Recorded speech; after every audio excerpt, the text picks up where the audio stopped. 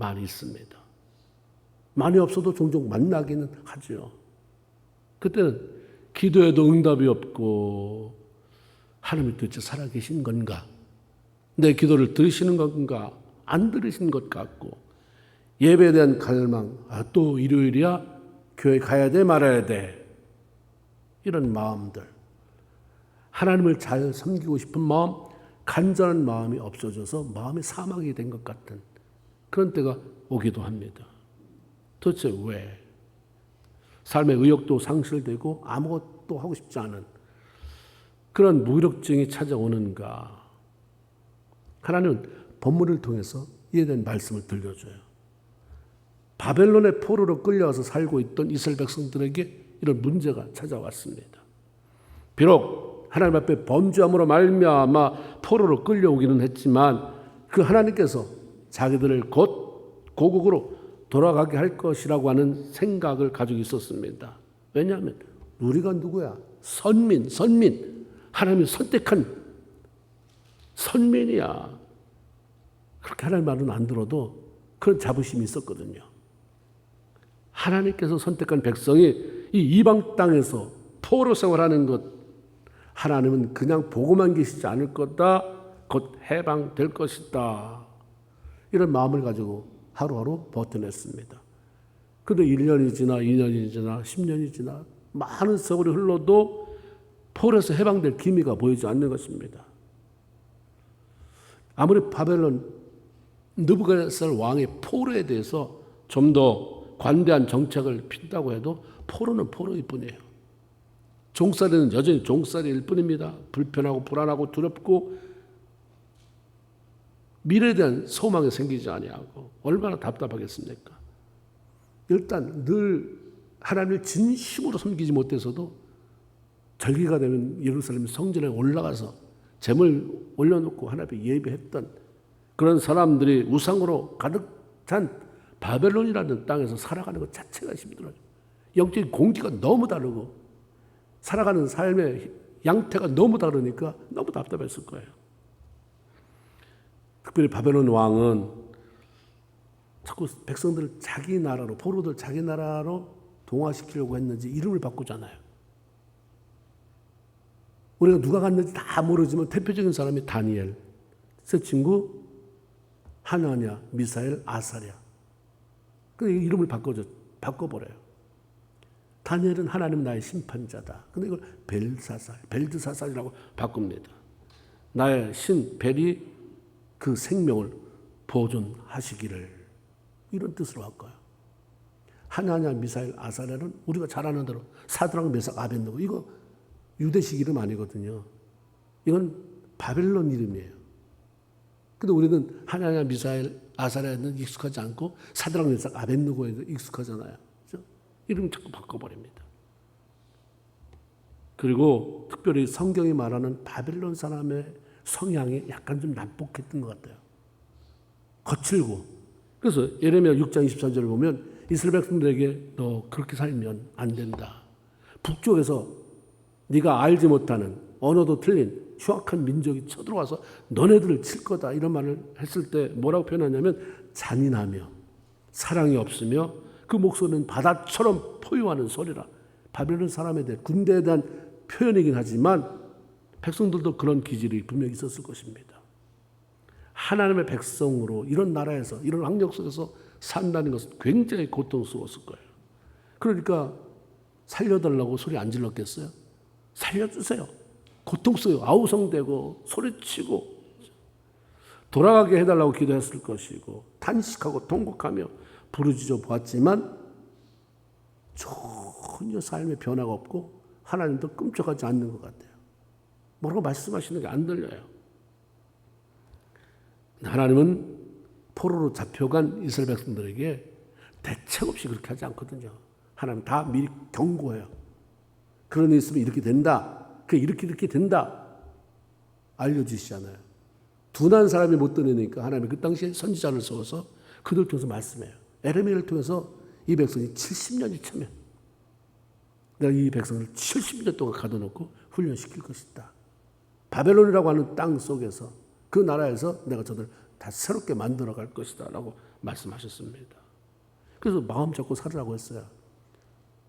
엉덩이 들썩들썩 대지 말고 어차피 70년이 참 가니까 여기서 너네 아들, 딸들 시집 보내고 장가 보내고 여기 농사 짓고 그러고 살아라.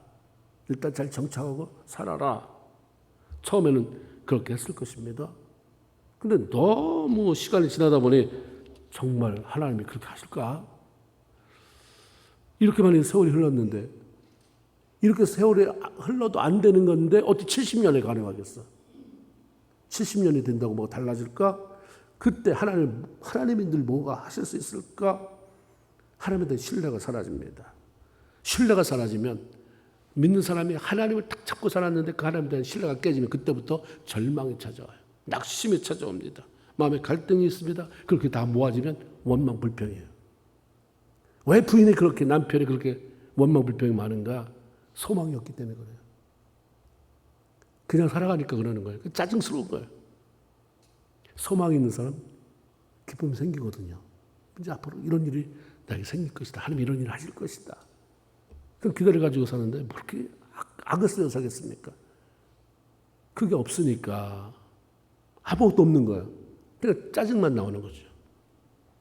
그대로 이런 마음을 잘 아시는 하나님은 오늘 읽었던 이사야 40장 27절에서 이스라엘아 어째서 너는 여호와께서 내 고통을 돌아보지 않으시며 내 원통한 일을 당해도 무관심하다고 불평을 하느냐라고 책망합니다. 그리고 그들에게 나 하나님이 어떤 분인지 아냐? 알려줍니다. 나는 말이야. 그럼 쭉 그 다음 이어갑니다. 땅끝까지 창조한 능력을 가진 하나님이다. 피곤이나 지치는 것을 모르시는 인간의 한계를 뛰어넘으신 분으로 힘이 넘쳐나서 지친 자에게 능력을 주시고 무능한 자에게 힘을 주시는 그 하나님이다. 이스라엘 백성들의 갈등, 불평에 대해서 걱정하지 마라 이렇게 됐다라고 좀 설명해 줘야 되는데 전혀 그건 맞지 않는 대답인 것 같아요. 전혀 관계없는 생뚱맞은 하나님 지금 바벨론 포로로 인해서 힘들어 죽겠다는데 나는 힘이 넘치는 하나님이야. 능력이 하나님이야. So what? 왜 이렇게 말씀하셨을까? 하나님 오실 때 이스라엘 백성들의 원망불평은 그들의 영적으로 지치고 무력해서 시작된 것이고 하나님으로부터 부어지는 힘을 계속적으로 공급하지 못하기 때문에 생긴 것이다. 이걸 아신 거죠. 그래서 나는 말이야 능력의 하나님, 나는 힘의 원천이다라고 밝히고 백성들에게 나 하나님으로부터 오는 힘을 얻어라. 이걸 벗어나려고 발버둥 치지 말고 힘을 얻어. 힘을 얻어. 그 상황을 모면하려고 빨리가 해결됐으면 좋겠다라고 말하지 말고 나로부터 능력이 하나님이 부어주시는 힘을 얻어라 라고 말씀하는 거죠. 하나님께서 하시려고만 하면 이스라엘 백성들을 해방시키는 것은 아무것도 문제가 안 돼요. 하나님 안에서 극복되는 건 운명이 극복돼요. 시간이 극복돼요. 시작에 보면 더 확실하잖아요. 나면서부터 다 해결되잖아요. 48년들 못 고쳐도 예수 만나니까 고쳐지잖아요. 시간이 해결돼요. 운명이. 하나님은 그런 거에 관계를 안 받고 우리는 벌써 내 나이가 몇 살인데 벌써 이 문제를 가지고 한 지가 몇 년인데 우리 애가 저렇게 백수를 지낸 지가 몇 년인데 아니요. 하나님이 하시면 얼마든지 우리가 가지고 있는 문제 그 문제를 보지 말고 왜 하나님이 이 일을 허락하시나를 봐야 되는 거예요. 하나님이 50년 됐다고 그래서 60년 됐다고 그래서 그 집을 끄집어내는 거 왜 못하시겠습니까? 그러나 하나님은 70년을 계획했기 때문에 그를 할 때 70년을 훈련시켜야 뽑아지니까 그런 계획을 하셨는지 70년을 놓고 그들을 훈련시키고 계셨습니다. 하나님을 더 확실하게 만나서 그분 앞에 돌아서서 오직 하나님 한 분만을 귀하게 여기며 하나님의 백성으로 살아가게 만들고 싶으셨던 거죠. 우리가 아는 것처럼 우리는 아는 걸 이제 다시 말씀드려서 보고 있잖아요. 해방이 됐잖아요. 기적까지 찾아왔어요. 하루아침에 찾아왔습니다. 난공불락 그야말로 어떤 민족도 감히 쳐들어올 생각할 수 없는 그 난공불락의 성, 그 요새에 있는 바벨론이 하루아침에 망하잖아요. 메데바사의 공격이 그냥 무너져요.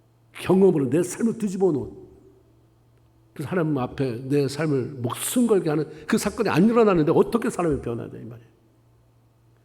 그러니까 하나님 한번 불질러 보잖아요. 마지막 때 하나님이 심판을 어떻게 해요? 뭐라고 아무 소리 안 해요. 불질러 보면 건물 가지고 뭐 하다가 다 신앙 있네 보따리 싸운 사람 다 자만 남을 거 아닙니까? 그 금보다 귀한 믿음 안 타는 거예요. 그대로 있는 거예요. 싸운 그 부피만큼 그 남아있을 거 아니에요.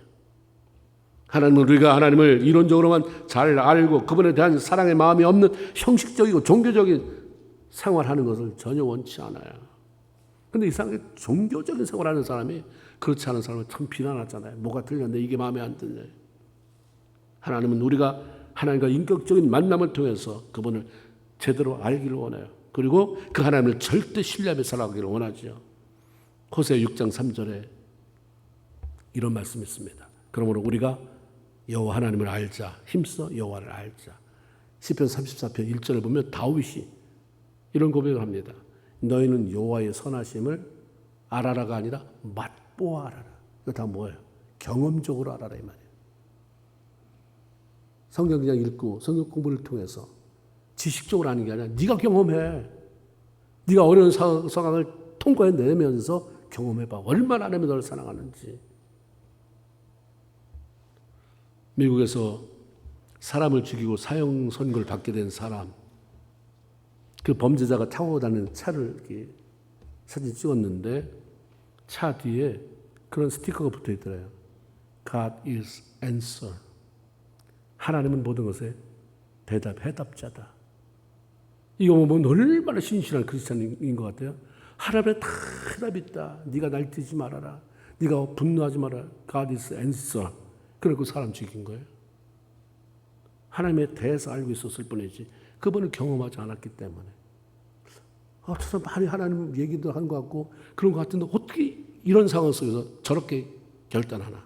어떻게 하나님 앞에서 저런 결정을 내리나? 하나님을 인격적으로 못 만났으니까. 하나님을 알고 있었을 뿐이지 내가 경험한 것이 아니니까. 내가 만나고 경험한 하나님이어야 내 삶의 능력이 되는 거죠. 그건 하나님이어야 내가 슬플 때 위로가 되는 것을 내가 맛볼 수 있는 것이고, 그런 하나님이어야 내가 고통 속에 찾아와서 괜찮지? 내 등을 두드려 주신 하나님의 손길도 느끼게 되는 것이고요. 이 땅에 죽어 천국만 간다면 이 땅에서 신앙생활이 얼마나 삭막합니까?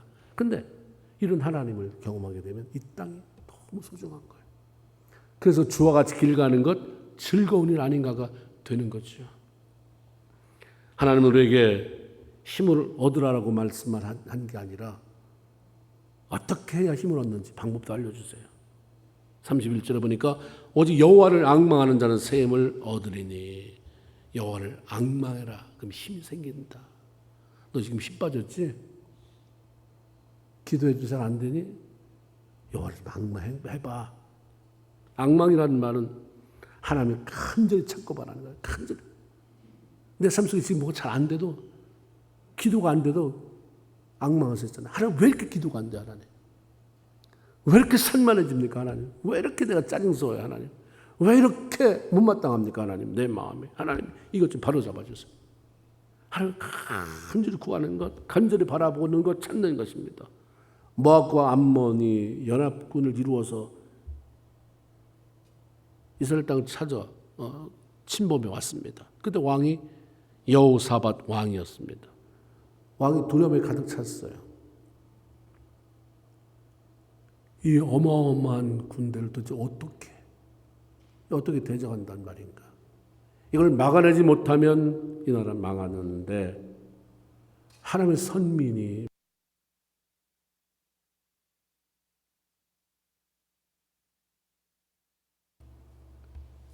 역대기 10장 12절에 보면 우리 하나님이여, 이게 여호사밧 왕이 하나님 앞에 기도한 거예요.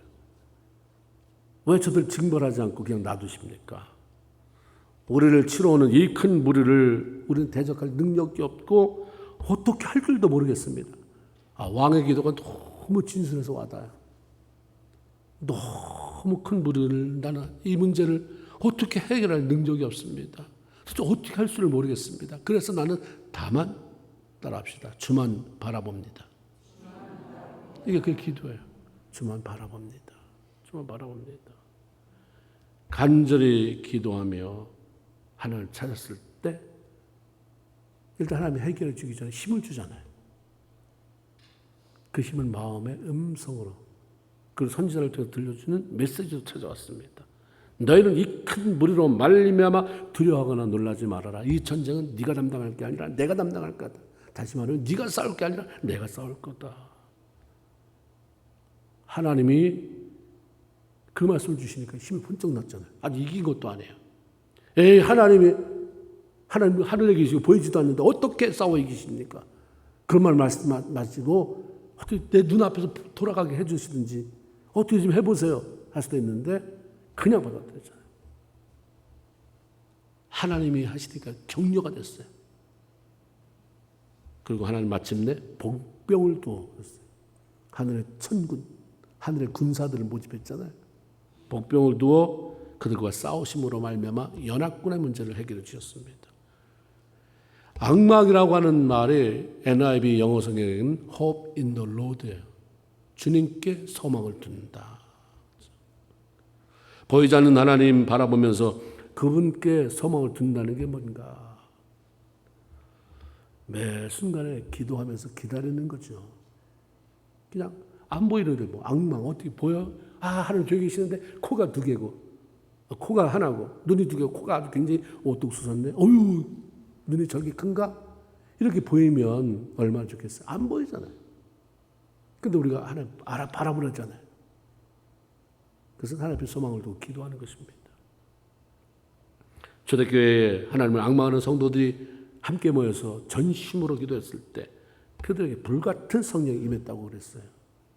성령 충만함을 받은 사람들은 모두 하늘로부터 주어진 신령한 파워를 얻었어요. 파워가 힘 아닙니까? 사도행전 1장 8절 오직 성령이 너에게 임하시면 너희가 권능을 받고 했을 때 그 권능은 파워입니다. 두나미스, 다이나마이트 같은 힘이 주어지는 거죠. 성령이 임하면 하나님께서 말씀이 생각나게 하시고 그 말씀이 자꾸 믿어지게 되고 그 말씀으로 인해서 강력한 힘이 나서 솟아오르게 됩니다. 이스라엘 백성들이 왜 우리의 고통을 돌아보지 아니하고 우리의 문제에 대해서 그렇게 무관심하냐고 불평했던 것은 하나님이 전했던 말씀들을 기억하면서 힘을 얻지 못했기 때문입니다. 말씀에서 힘을 얻어야 돼요. 하나님 이스라엘 백성들이 애굽에서 종살이한 지 430년이 됐을 때 엄청난 세월이 흘렀을 때에도 여전히 그들을 기억하고 계셨어요. 그들의 형편을 잘 아셨어요. 그래서 뭐라고 말씀합니까? 내가 애굽에 있는 내 백성의 고통을 분명히 보고 그들이 감독자로 말미암아 부르짖는 소리를 듣고 그 근심을 안다. 보았다, 들었다, 알았다. 이거 하나님이에요. 이거 꼭 기억하세요. 내가 어려울 때마다 하나님 날 지금 보고 계신다. 내가 한숨 쉬는 소리 듣고 계신다. 나의 모든 환경을 아신다. 이게 믿음으로 받아들이면 너무 위로가 돼. 하나님 보시지. 들으시지. 아시지. 내가 기도할 때마다 그래 알았어. 접수했어. 1번 접수, 2번 접수 이런 말 안 들려도 하나님은 다 듣고 계신다. 성경에 써 있으니까. 위로가 되잖아요. 하나님 그렇게 말씀하시고 그래서 내가 모세를 보내서 너희를 해방시키려고 한다라고 하는 그런 방책 허락하시잖아요. 성령으로 인해서 이런 말씀들이 생각나고 믿음으로 받게 되면 어떤 상황이 벌어진다고 해도 그 하나님을 신뢰하며 기다릴 수가 있게 되는 거죠. 이스라엘 백성들이 매 순간에 일어나다 또 쓰러져요. 사람의 특징이긴 하지만 의인은 7번 넘어져도 또 일어난다. 자꾸 일어나야 되지만 너무 자빠지는 것도 힘들어요. 힘들게 모아놨는데 또 펄썩 또 엎어지어서 다 쏟아버리고 다시 주섬주섬 일하다 인생을 보낸다면 매일 그 자리잖아요. 좀 덜 넘어지시기 바랍니다. 너무 자주 넘어지지 말고 너무 깊이 빠지지 말고요. 이스라엘 백성들이 수도 없이 말하는데 자꾸 잊어버려요. 그러면서 하나님 우리를 잊어버렸다. 하나님 가만히 계신데 지금 자기가 알아서 말을 해. 내가 좋을 때는 하나님 천지만물을 지으신 하나님 날 축복하신 하나님 그것도 자기가 말해. 하나님 어찌하여 나를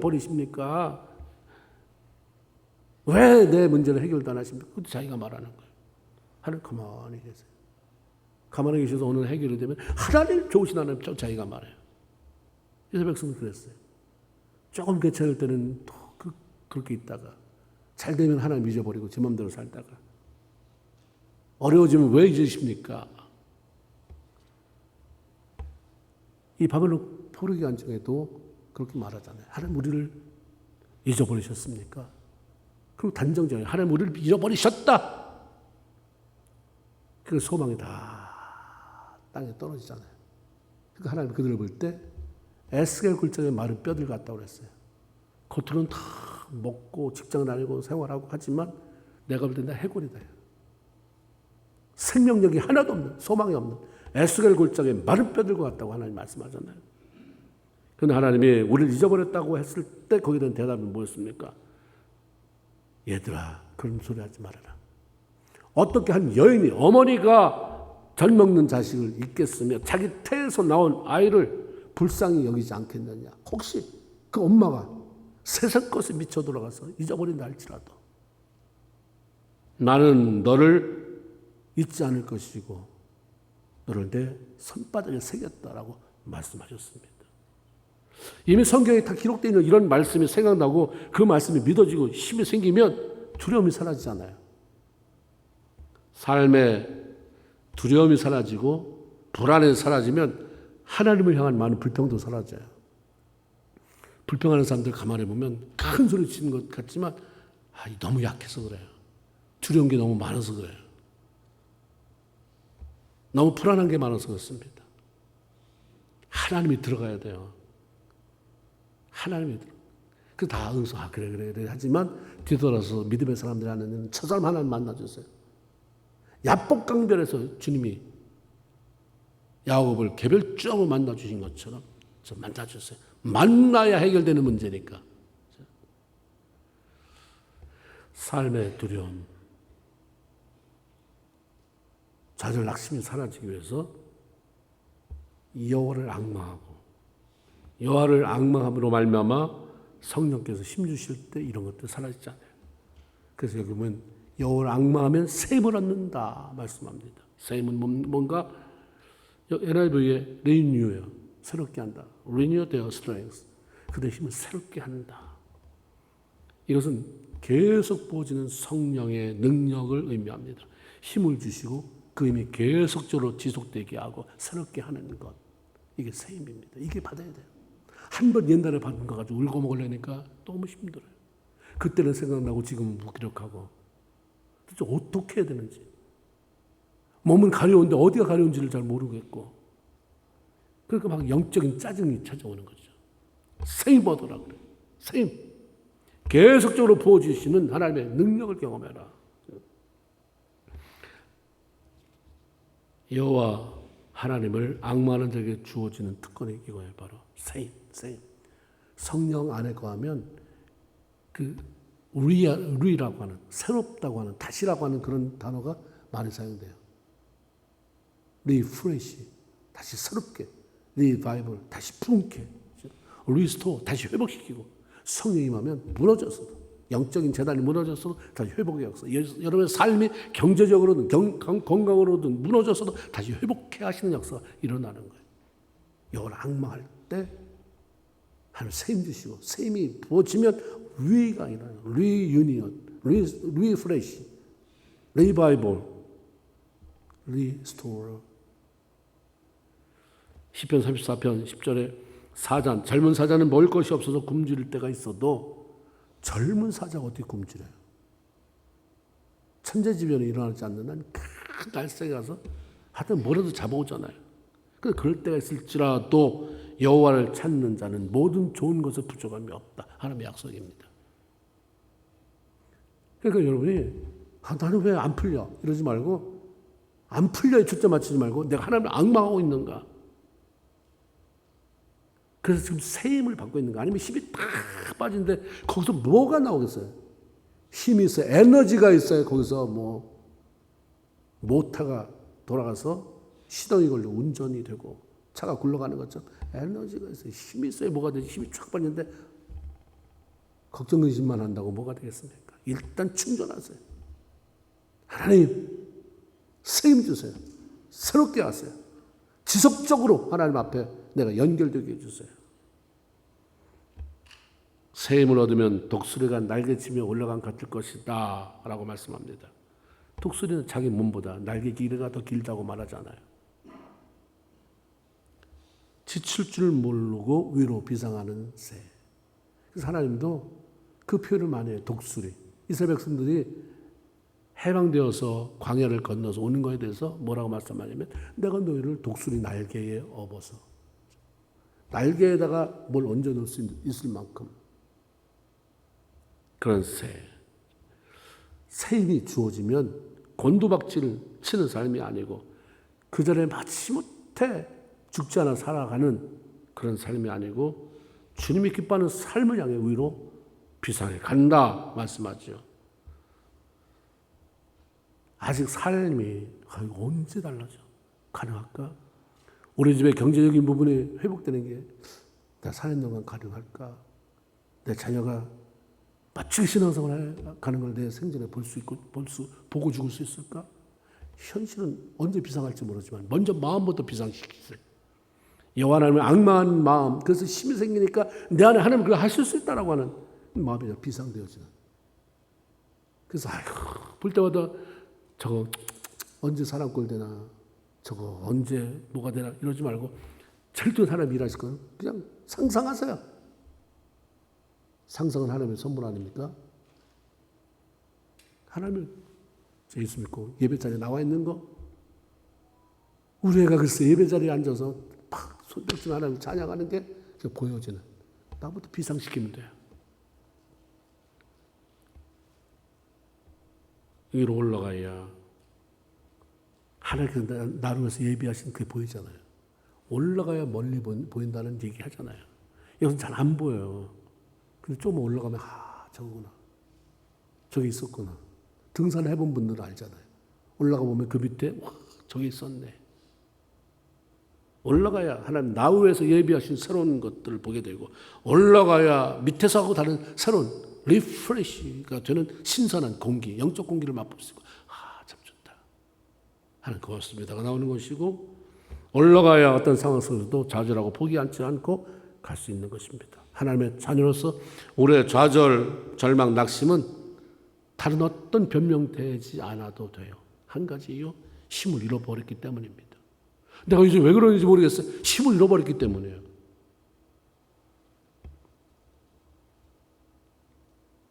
하나님은 그분을 앙망하면 힘을 주신다고 약속하셨어요. 그 앙망은 기도로 시작될 수 있습니다. 기도하면서 내가 하나님을 얼마나 앙망하는지를 보여드리고 주님이 주시는 힘을 얻고 다시 일어나 주를 위해서 가던 길 계속 가고 멀리 가고 높이 가고, 그래서 하나님을 영화롭게 하는 저와 여러분 다 되기를 주의 이름으로 축원을 드립니다. 아멘. 기도합시다. 여러분 결단하고 이 자리를 일어났으면 좋겠습니다.